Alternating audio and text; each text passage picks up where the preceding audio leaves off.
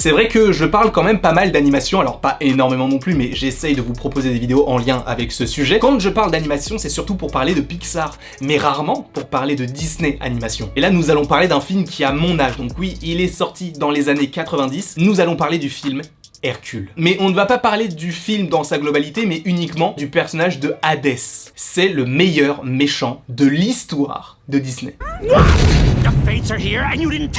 Pour moi, il coche toutes les cases de ce que doivent faire les studios maintenant. Puisque comme je vous l'avais déjà évoqué, le fait est que Disney ne sait plus proposer de méchants. Raya et le dernier dragon, Vaiana, Encanto ou encore Avalonia n'ont pas de méchants. Il y a des anti-héros, mais pas de méchants. Et, je ne vais pas te mentir, j'en ai marre. Je veux que Disney, que DreamWorks, qu'Illumination se disent « Eh les gars, vous avez vu Hercule ? Et Hadès, il est pas incroyable, venez on fait un méchant un peu charismatique comme ça. » Faites ça. Parce qu'Hadès, pour moi, il pue le charisme. Il est incroyable ce personnage. Il est drôle, il est très stylé, il est puissant mais également plutôt faible sur certains aspects. Il pourrait faire uniquement un film sur lui. En fait, ce qui est très intéressant, c'est que c'est un méchant qui a tout, mais qui a peur. Et c'est là où il y a ce paradoxe. C'est-à-dire que s'il n'y avait pas Hercule, lui dominerait le monde, mais très facilement. Puisqu'il contrôle la plupart des monstres, il a un chien à 3 têtes, il navigue sur les âmes. Qu'est-ce que tu veux faire de plus puissant que ça? Bien sûr qu'il fallait contrer tout cela avec le personnage d'Hercule, mais Hadès est le genre de méchant dont on a besoin aujourd'hui du côté de l'animation. Les expressions faciales qu'il a, le phrasé également, il a ce côté un petit peu enjôleur qui fonctionne très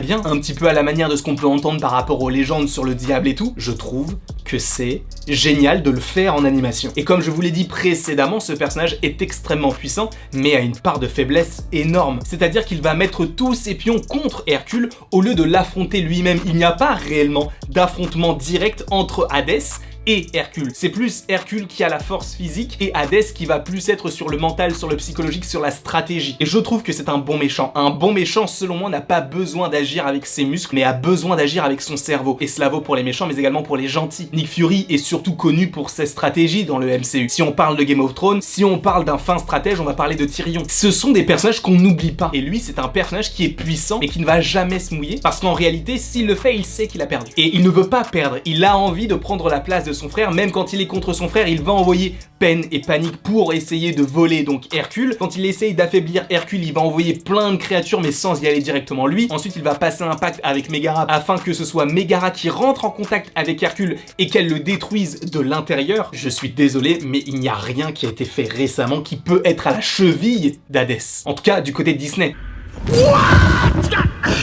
Okay, fine, I'm cool, I'm fine. Puisqu'on a eu bon nombre de méchants très intéressants, notamment le Kingpin du côté d'Into the Spider-Verse, nous avons également eu la mort du côté du Chapeauté 2, il y a des contre-exemples, mais ce n'est pas du côté de Disney. Alors bien sûr, certains vont me dire, mais ce n'est pas le dernier méchant, il y en a eu d'autres. Oui, mais pour moi, c'est le dernier méchant dont on se rappelle le nom, dont on se rappelle les actes, dont on se rappelle tout en réalité. Puisque même le méchant dans les nouveaux héros, on s'en moque en fait. C'est-à-dire que les nouveaux héros, ce qui compte, c'est Baymax. Là, dans Hercule, ce qui compte, c'est bien sûr, bon, Philoctète, etc., mais on se souvient d'Hadès. Sa particularité, ses cheveux en feu, cet aspect un peu grisâtre, bleu. Et je ne me répéterai jamais assez, même si ça fait 20 000 fois que je le répète dans la vidéo, même si elle est courte, je veux ce genre de personnage aujourd'hui dans l'animation actuelle.